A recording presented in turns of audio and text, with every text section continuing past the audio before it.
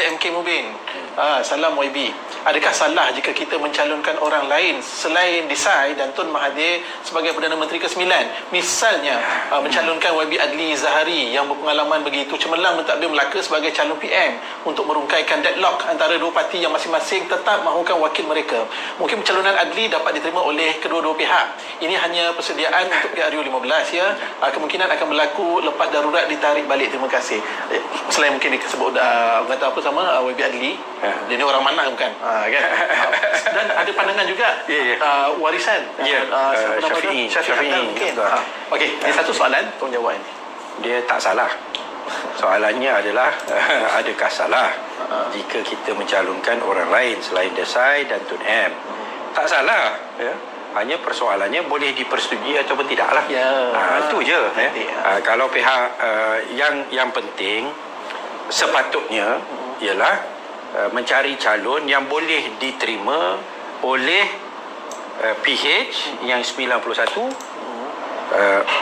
oleh Pejuang, oleh Warisan, supaya kita boleh dapat oleh parti Sarawak Bersatu, so kita dapat yang 108, dan boleh pula diterima oleh mungkin 6-7 orang lagi yang daripada pihak Bersatu ke pihak UMNO ke pihak PAS ke pihak mana-mana pihak GPS, supaya kita akan cukup majoriti.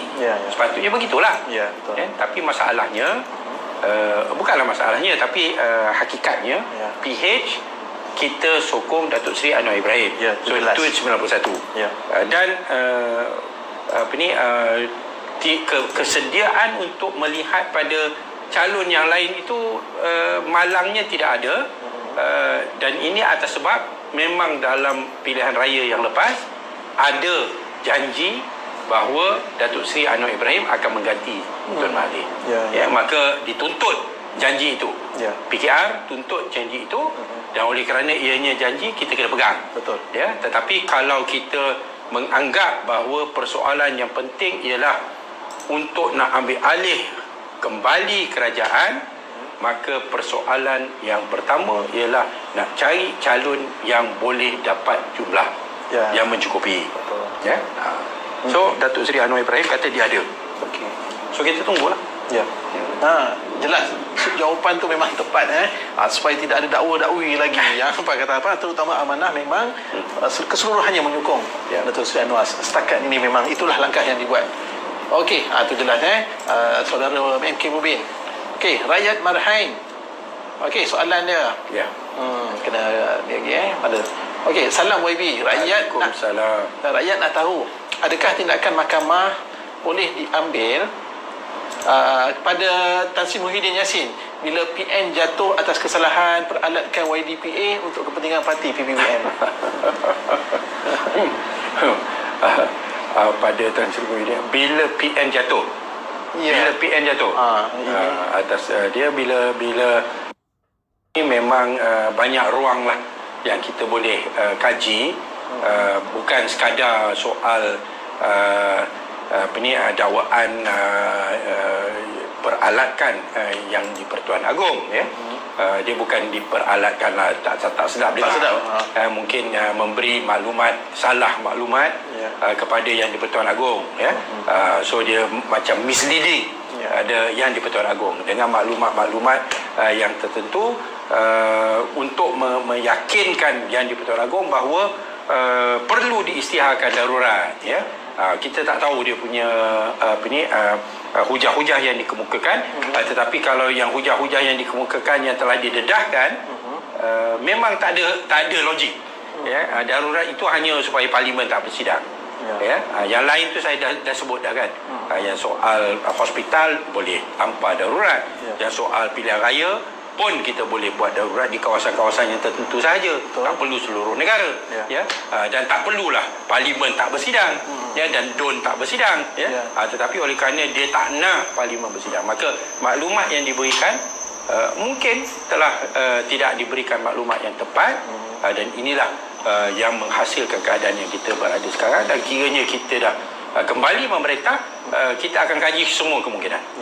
Kerana kesannya cukup dahsyat kepada ekonomi negara kita, kepada kehidupan rakyat jelata.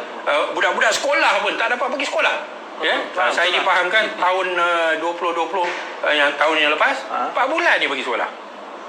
Ya. Yang lain tak bagi sekolah. Dia mengharapkan online yang sampai kes yang panjat pokok lah, apalah dan sebagainya. Yang ni merosakkan segala-galanya semata-mata kerana Muhyiddin nak jadi Perdana Menteri. Itu je. Jangan ceritalah yang lain. Ya, alasan lain tu semua bohong. Ya, maka kamu sanggup korbankan segala-galanya.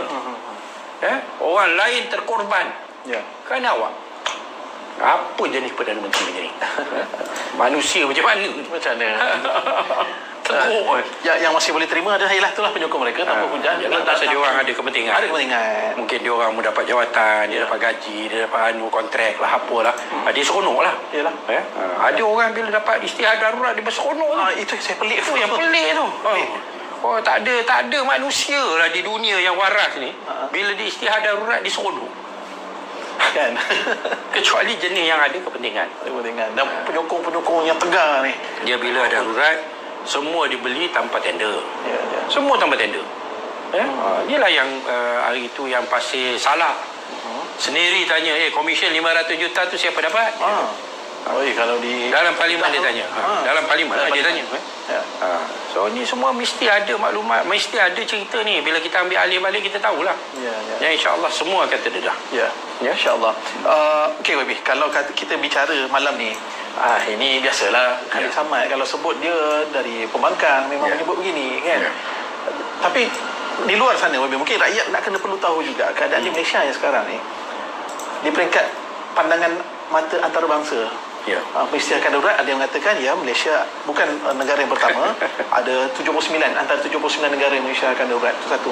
Tapi YB ada sebut tadi apabila Menteri Kewangan ada menyebut tentang memberikan satu kata pandangan gambaran positif tentang pelaburan di Malaysia. Nanti YB kena ulas sikit, ramai yang tak tahu tu sebenarnya apa yang pelabur-pelabur di luar ni atau dipanggil apa nama bukan konsultan, negara-negara masing-masing itu mempertikaikan situ.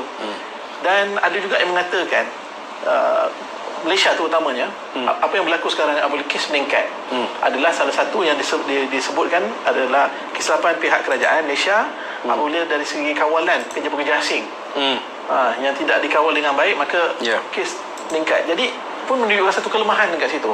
Nah, apa lagi? Mungkin lebih ulas yang tadi tu. Yalah, banyak benda